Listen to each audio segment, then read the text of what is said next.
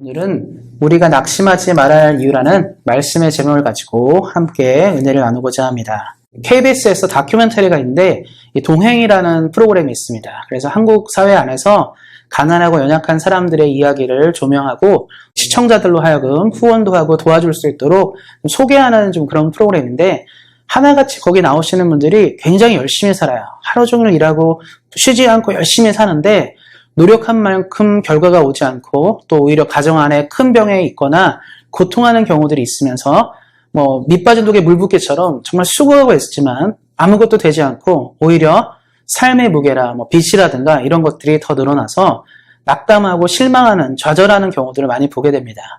근데 제가 그걸 보면서 느끼는 것은 비단 그런 사람들뿐만 아니라 이 땅에 많은 일들이 그런 것 같아요. 애쓰고 노력하는데 잘 되지 않는 것이죠. 우리가 교회를 위해서 열심히 애쓰고 기도하는데 또 교회가 생각보다 부흥하거나 발전하지 못하는 경우도 있고요.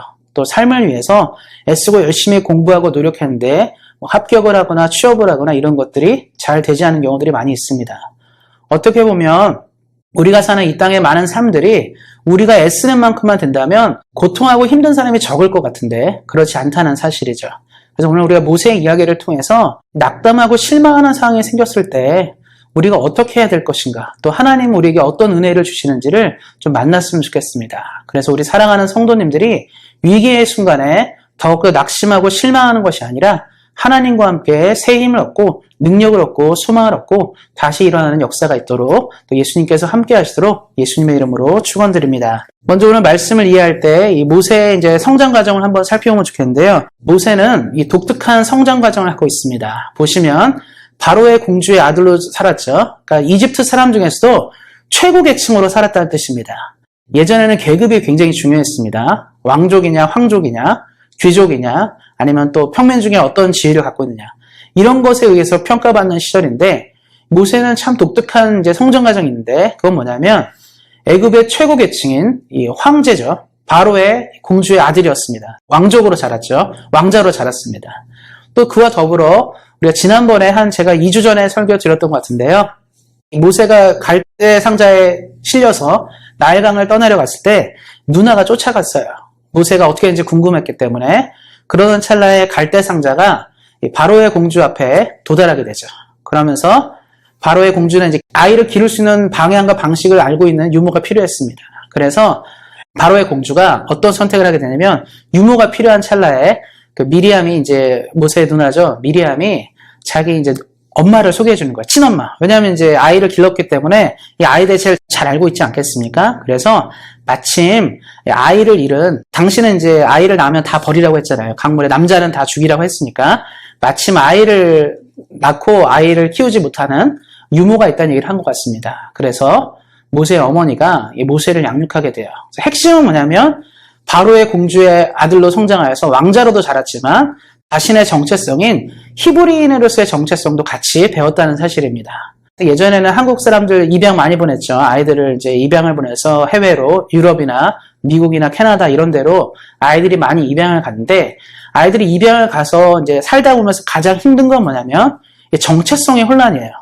나는 과연 이 나라에 맞는 사람인지, 그런 얘기 굉장히 많이 하더라고요. 처음에 와서 자랐는데 학교를 가니까 다 얼굴이 흰색이고 자기만 황인종이고 자기만 좀 다르다는 걸 느끼게 되면서 내 뿌리는 뭐고 내 고향은 어딘지를 고민한다는 것이죠.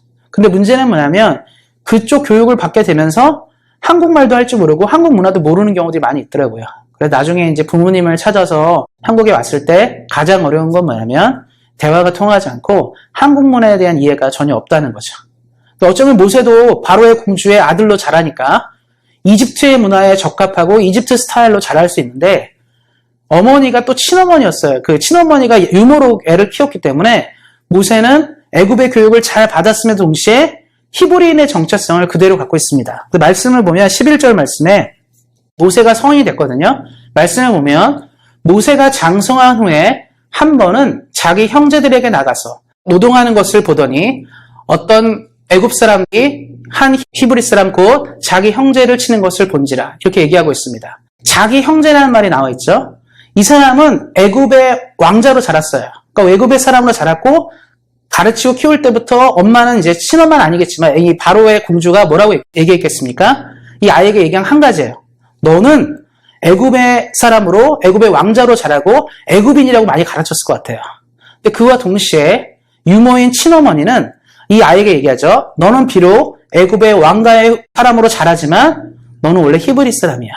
너는 히브리 사람이고 너의 동족은 지금 이 땅 가운데 노예로 고통하는 사람들이라는 것을 가르쳐 주었습니다. 그러니까 모세가 커서 지금 얘기한 게 뭐죠? 자기 형제라고 얘기해요. 누구를? 이집트 사람을 형제라 말하지 않고 히브리인을 자기 형제로 얘기하는 겁니다.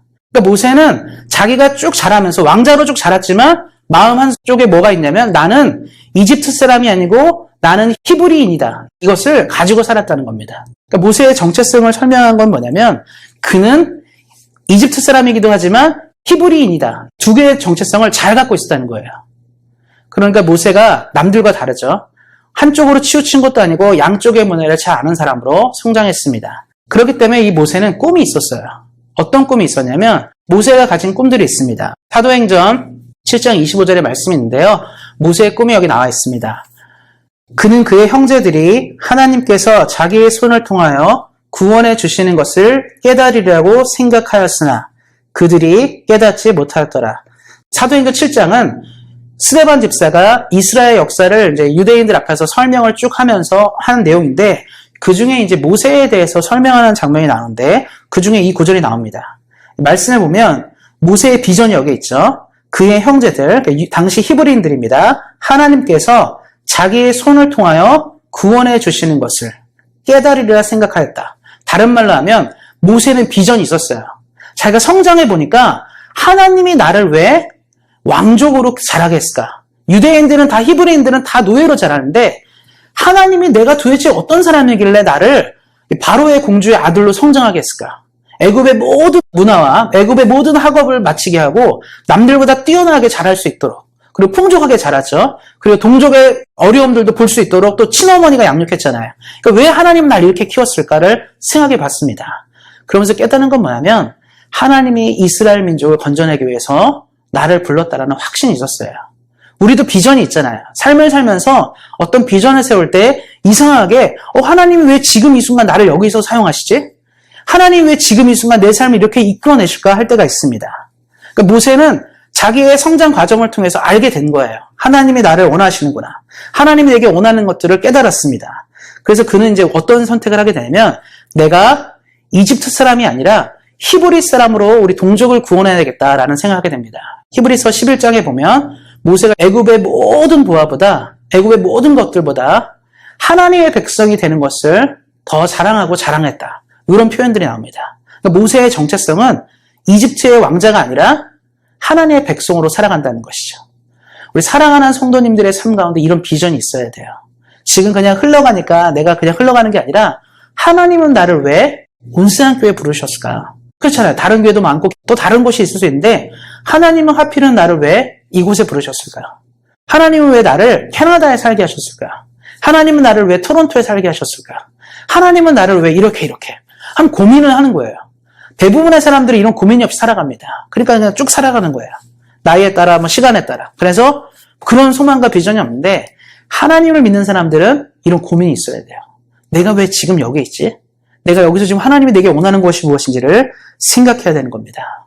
모세는 편안하고 안락한 삶을 누릴 수 있음에도 자신을 부르신 하나님의 뜻을 따라서 살기 시작하니까 그가 소망과 비전을 발견했습니다.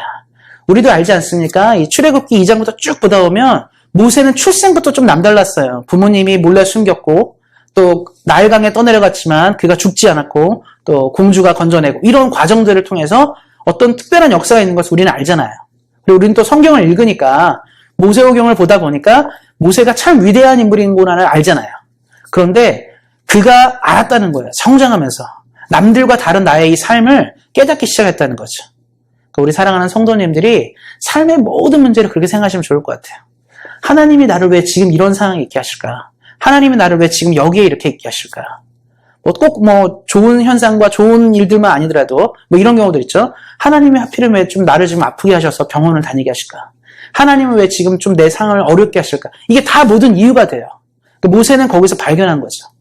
내 소명과 비전이 무엇인지를 발견하였습니다. 우리 예수님을 믿는 사람들이죠. 우리 성도님들 예수님을 믿는 사람들입니다.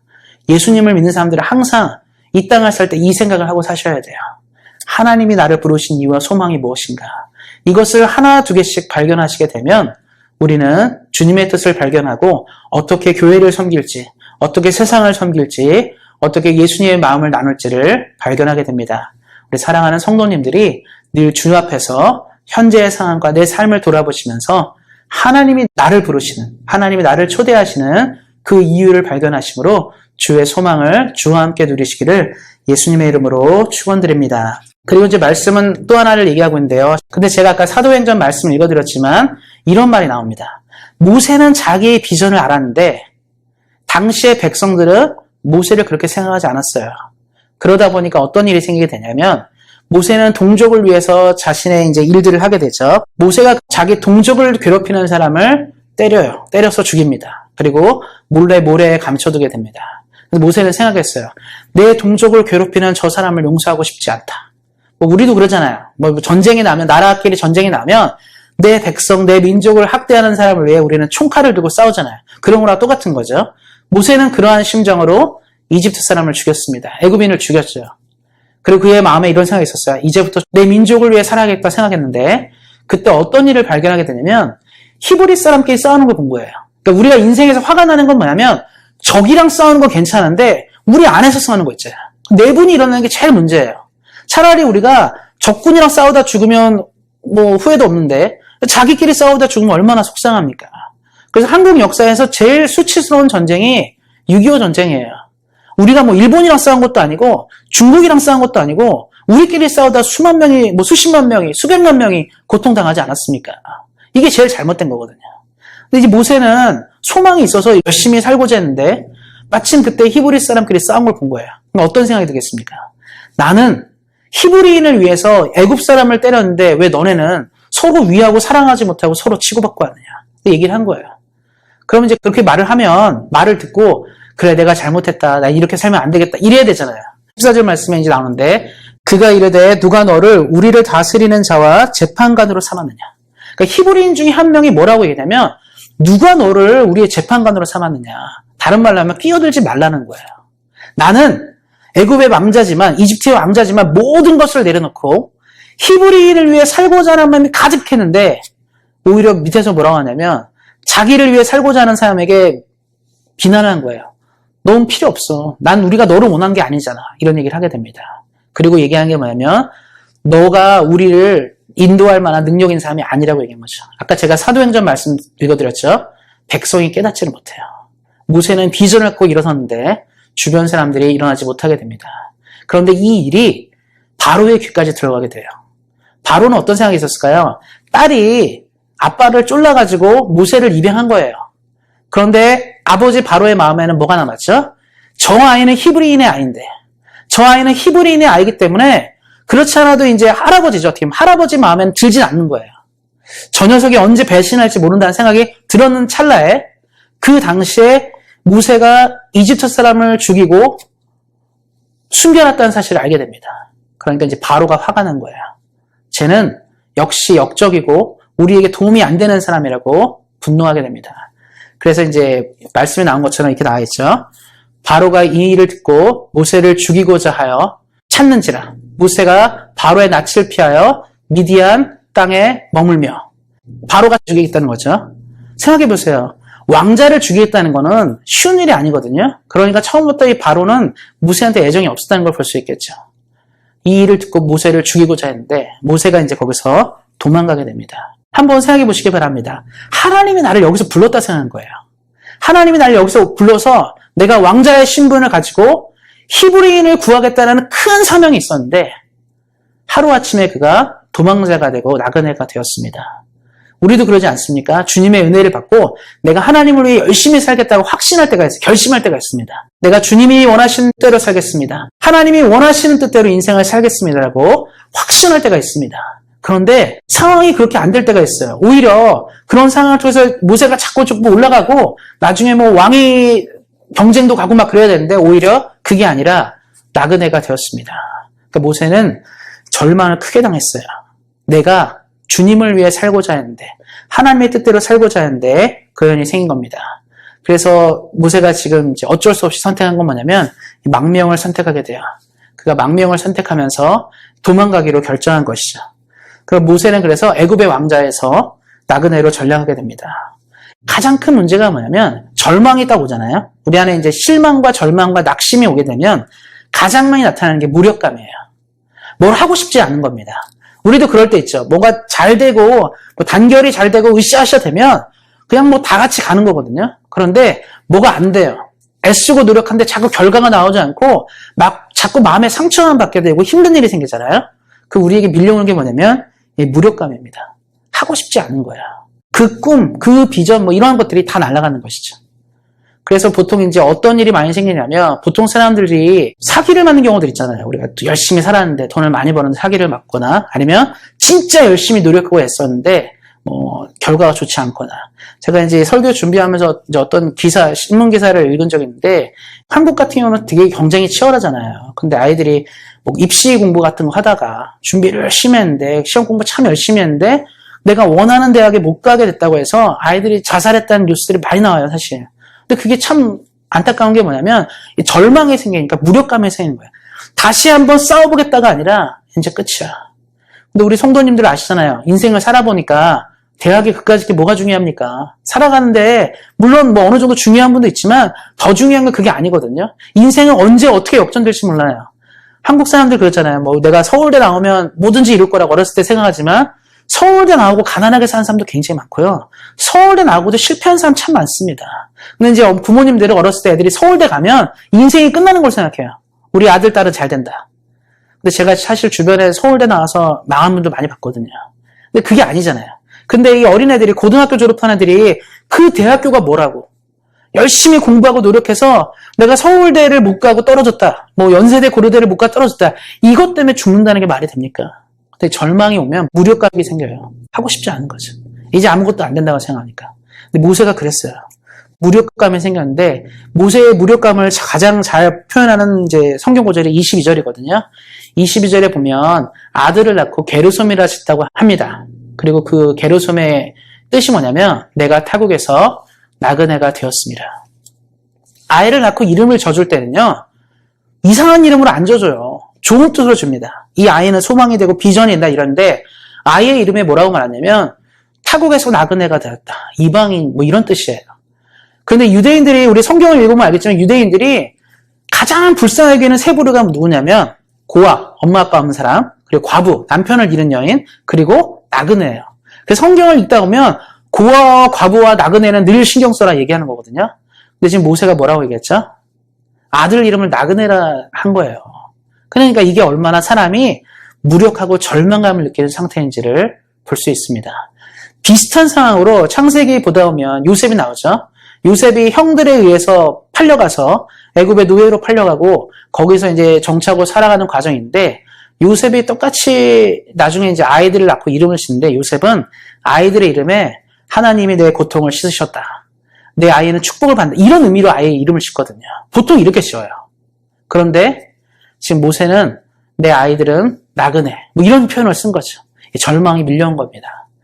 그래서 우리 인생에 절망이 이렇게 밀려오고 무력감이 생길 때 그럼 우리는 어떻게 해야 될까? 우리가 이 무력함이 오는 순간에 우리가 어떤 마음가짐과 어떤 삶을 살아야 되는지를 우리가 한번 또 기억하셨으면 좋겠습니다. 그래서 우리가 이 무력감 이런 게 밀려올 때 먼저 해야 될 것은 포기하지 않는 거예요. 포기하지 않아야 됩니다. 그럼 뭘 포기하지 않아야 되냐면 하나님이 우리를 돌보시는 과정들인데 하나님은요. 우리가 포기하지 않도록 동역자를 보내줘요. 함께 울어줄 사람들을 보내주게 됩니다. 20절 말씀 보도록 하겠습니다. 20절 말씀에 보면 이렇게 얘기하고 있습니다. 아버지가 딸들에게 이르되 그 사람이 어디에 있느냐? 너희가 어찌하여 그 사람을 버려두고 왔느냐? 그를 청하여 음식을 대접하라 하였더라. 이제 르우엘, 이드로인데요. 모세의 장인이 딸들이 양인 떼를 가지고 우물을 갔는데 항상 여자들이니까 순서가 맨 마지막에 오는 거예요. 남자들이 먼저 차지하고 여자들은 우물을 제일 늦게 하니까 항상 이 딸들밖에 없는 이 집이 이 당시는 힘든 거죠. 그래서 우물을 아무리 빨리 갔어도 계속 뒤로 밀리다가 맨 마지막에 와서 늘 늦게 집에 왔는데 어느 날 르우엘의 딸들이 일찍 온 거예요. 그래서 물어봤죠. 어떻게 일이 생겼냐 하니까 광야에 어떤 이 애굽 사람, 그 당시 이제 모세가 탈출했으니까 이집트 사람 옷을 입고 있었겠죠. 그 사람이 우리를 도와줘서 양떼의 물을 잘 먹였습니다. 얘기하는 겁니다. 그래서 아버지가 너무 대단하고 놀라운 일이잖아요. 누가 도와줍니까? 이 시대는 그렇지도 않을 텐데. 그러면 그 사람 어떻게 했냐니까 그냥 거기 놔두고 왔다고 얘기하니까 어떻게 해야 그 사람, 여기 말씀이 참 좋죠. 버려두고 왔느냐. 고통하고 힘들고 어려운 사람이지 않냐. 나그네잖아요. 왜 그 사람을 버려두고 왔느냐. 그를 청하여 대접하고 음식을 대접하라. 하나님이 우리가 절망이라 빠지는 그 순간에 하나님이 누구를 붙여주냐면 위로할 사람들을 붙여줘요. 우리 사랑하는 교회 식구들, 또 우리 사랑하는 주변의 믿음의 친구들이 있습니다. 절망과 어려움 속에 우리가 있을 때 우리를 도와주고 우리를 위해 기도해주는 사람들을 붙여준다는 거죠. 그래서 우리가 어떤 무력감에 빠졌을 때 난 더 이상 안 된다고 말할 때 포기하지 않아야 될 이유는 우리 주변에 사람들이 있다는 걸 기억하셔야 돼요. 유명한 찬양 있죠. 누군가 널 위해 기도하네. 기도하는 사람이 있어요. 우리와 함께 울어주는 사람들이 있습니다. 그들과 함께 다시 한번 일어날 수 있는 거예요. 하나님이 모세에게 이 사람들을 붙여준 거죠. 모세는 광야에 갔을 때 무슨 생각이 있을까요? 나는 이집트에서만 자랐고 이집트 문화만 알고 내 또 동족 히브리인도 다 거기 있는데 내가 광야로 나가면 나는 어떻게 살까? 생각해보세요. 왕자로 사는데 광야의 삶을 모르잖아요. 우리 성도님들 이민 처음 오셨을 때 제일 어려웠던 게 뭡니까? 다른 것보다 언어가 안 통하는 것도 있겠지만 제일 중요한 게 한국에 관련된 거를 구하는 게 쉽지 않았을 거예요. 초창기 때는요. 요즘에야 갤러리아도 있고 H마트도 있고 PAT 다 있잖아요. 한국 식당도 굉장히 많고 한국 물건 구하기 너무 쉽고 또 요즘에 인터넷도 있으니까요. 그런데 처음에 왔을 때는 아마 없었을 거예요. 그래서 중국 마트 이런 데 가거나 다른 데 가서 비슷한 거 구해다가 해먹고 이랬을 겁니다. 제일 어려운 게 뭐냐면 내가 원래 살던 습관들을 살지 못하는 거죠. 저도 여기 와서 제일 처음에 좀 황당했던 게 뭐냐면 지하철을 타는데 지하철이 밀려요. 너무 이해가 안 가더라고요. 지하철이 밀리는 게 어딨나. 제 시간에 딱딱 와야 되는데 어쩔 때는 지하철도 밀리고 버스도 제 시간에 이런 걸 자꾸 경험하면서 정말 다르다. 그리고 지금도 인터넷 쓰고 있는데 제가 한국에서 보면 인터넷 굉장히 빠르거든요. 영화 보거나 이럴 때 순식간에 몇 초면 다 받는 걸 여기는 1시간도 걸리고 2시간도 이러더라고요. 그러니까 이런 걸 보면서 인터넷도 굉장히 느리네. 그러니까 이러면서 무슨 생각이냐면 너무 안 맞더라고요. 처음에. 빨리빨리 살다가 너무 느리게 사니까. 근데 저도 거의 7, 8년 살다 보니까 그냥 그게 익숙하더라고요. 근데 처음엔 다 그렇잖아요. 모세가 광야를 처음 나갔는데 맨날 옆에 가면 수종 드는 사람이 있어요. 시녀들이 있고 하인들이 있고 어디 가든지 편하게 살다가 광야에 가서 다 혼자 해야 되는 거예요. 밥도 내가 다 구해야 되고 물도 내가 떠야 되고 심지어 모든 것이 다 하는 거고 언어도 많이 달라지지 않았겠습니까? 그러니까 모세가 느꼈을 절망이 그거였어요. 근데 그때 하나님이 이 사람들을 보내준 거예요. 너는 혼자가 아니다. 너의 인생이 혼자가 아니고 너의 인생에 함께할 사람들이 있다는 것을 가르쳐 주었습니다. 우리 사랑하는 성도님들이 힘겹게 어려운 시기를 보내신다면 기억하세요. 우리를 돌보는 사람들이 있고 우리를 염려해주는 사람이 있고 우리의 고민을 나눌 친구들이 있다는 사실을 기억하시고 위기와 어려움의 순간에 함께 이겨낼 사람들이 있다는 걸 기억하시고 더욱더 힘내시고 예수님의 이름으로 승리하시기를 예수님의 이름으로 축원드립니다. 그리고 또 우리가 이 말씀에 나오는 20절에 나오는 이 아버지 루엘 같은 사람이 되셨으면 좋겠어요. 누가 힘들고 어려운데 그냥 외면하는 게 아니라 이 사람이 손을 내밀었기 때문에 위대한 사람 모세가 시작된 겁니다. 그러니까 우리 성도님들이 그렇잖아요. 주변에 힘든 사람 있으면 그냥 힘들겠거나 넘어가지 마시고 한마디가 중요해요. 우리 집사님, 권사님, 우리 장로님, 우리 성도님 힘드십니까? 하나님이 도와주실 거예요. 힘내세요. 내가 기도하겠습니다. 힘내세요. 이 한마디가 그 사람을 살게 하는 거예요. 지금 말씀해 보시면 그냥 밥 한 끼 차려준 거거든요. 이것 때문에 힘이 나서 이 사람이 일어난 거거든요. 그래서 우리가 작다고 생각하지 마세요. 힘들고 어려운 사람을 도우실 수 있어야 됩니다. 우리 주변에 우리 성도님들 도움 필요하신 분 있다면 전화 한 통 하셔도 그게 큰 힘이 돼요. 기도 한 번 하셔도 큰 힘이 됩니다. 우리 성도님들이 이 루엘 같이 큰 사랑이 있으셔서 힘들고 어려운 사람을 도우는 믿음으로 나가시기를 예수님의 이름으로 축원드립니다. 그리고 우리 말씀 한 구절 더 보도록 하겠습니다. 약속의 말씀을 기억하고 붙잡아야 되는데 갈라디아서 6장 9절 말씀인데 이렇게 있습니다. 우리가 선을 행하되 낙심하지 말지니 포기하지 아니하면 때가 이름에 거두리라. 우리가 신앙생활 할 때 늘 기억하는 것은 하나님을 향해서 하나님 나라를 향해서 우리가 쏟는 이 선과 이 모든 행동은 결코 헛되지 않습니다. 지금은 이루어지지 않는 것 같지만 때가 되면 이룬다라고 말씀하십니다. 이런 이야기가 있었습니다. 중국에 있던 일인데 어떤 장사꾼이 중국 마을을 돌아다녔는데 그 마을 사람들이 농부들이 모소 대나무라는 나무를 심고 이제 거둬들이고 그걸 이제 키우는 사람들이 있었습니다. 장사꾼이 그래서 거기를 방문했어요. 딱 봤는데 이 사람들이 대나무를 심고 있었어요. 그러니까 이제 이게 뭐냐니까 이게 모소 대나무라고 얘기하는데 그 1년이 지나서 방문했는데 그 대나무가 전혀 안 자랐어요. 2년이 됐는데도 그 대나무가 전혀 안 자랐습니다. 그럼 3년까지 갔는데도 대나무가 너무 안 자랐어요. 그래서 이상하다 생각했죠. 그럼 4년째 갔는데 4년째 갔어도 대나무가 아주 조금 자란 거예요. 그러니까 장사꾼이 너무 이해가 안 갔습니다. 아니 이거는 자라지도 않는 나무를 왜 심고 키우십니까? 그것도 몇 년씩. 그러니까 이제 그 동네 마을 사람들이 이러는 거죠. 이 모소 대나무는 4년까지는 거의 자라지 않다가 이제 5년째부터 폭발적으로 자란다고 얘기하는 거예요. 그래서 이 5년째부터는 이 나무가 자라기 때문에 우리는 4년을 기다릴 수 있습니다. 얘기했습니다. 그 다음에 이제 5년째 왔죠. 정말 5년째부터는 이 나무가 30cm씩 자라는 거예요. 그래서 6주 만에 이 나무가 15m까지 자랐습니다. 그러니까 4년 동안에는 전혀 자라지 않던 게 5년째 되면서 그 자라기 시작하는 순간에 순식간에 6주 만에 15m까지 자라는 큰 나무가 됐어요. 이 나무의 이야기는 무엇을 말하냐면 이 농부들은 알았죠. 이 나무가 어떻게 자라는지 알았어요. 그거에 대한 확신이 있었습니다. 농부들이 자연의 이치를 보면서 이 모소 대나무는 자라나는 나무인 걸 알았기 때문에 심고 기다린 거예요. 영적인 사람들, 하나님을 믿는 사람들은 하나님의 말씀이 분명하다는 것을 붙잡고 있어야 됩니다. 이 중국의 농부들이 모소나무를 보면서 그거를 붙잡은 것처럼 우리 역시 말씀이 나와 있지 않습니까? 낙심하지 마라. 선을 행하되 낙심하지 말지니 포기하지 아니하면 때가 이름에 거두리라. 지금 우리가 심어놓은 것이 너무 작아요. 1년이 됐고 2년이 됐고 3년이 됐는데 너무 자라지 않습니다. 이거 안 되는 거 아니야? 절망적이죠. 노력하고 애썼는데 4년이 돼도 안 됐습니다. 근데 기억하시기 바랍니다. 하나님이 은혜를 부어주는 순간, 하나님의 때를 만나는 순간 이것은 무조건 성장하게 돼 있습니다. 누구도 막을 수 없는 것이죠. 그래서 믿음을 가진 사람은 하나님의 말씀은 굳게 붙잡아야 돼요. 오늘 본문에서 모세가 아쉬웠던 건 한 가지는 뭐냐면 그는 알았습니다. 하나님이 나를 부른 걸 알았어요. 내 비전이 뭔지도 알았습니다. 이스라엘 백성을 구원해낼 사명이 있다는 것을 그가 알았어요. 그래서 내가 이 사명을 이루겠다는 마음도 있었는데 중요한 건 뭐죠? 때를 몰랐던 거예요. 때를 모르니까 어렵고 힘든 일이 생기니까 절망 속에서 자기 비전을 내려놨는데 하나님이 모세에게 원하는 건 무엇이었을까요? 지금은 당장 내려올 수 있지만 비전을 품고 살아가는 거예요. 비전을 멈추지 말고 소망을 가지고 살아가라는 겁니다.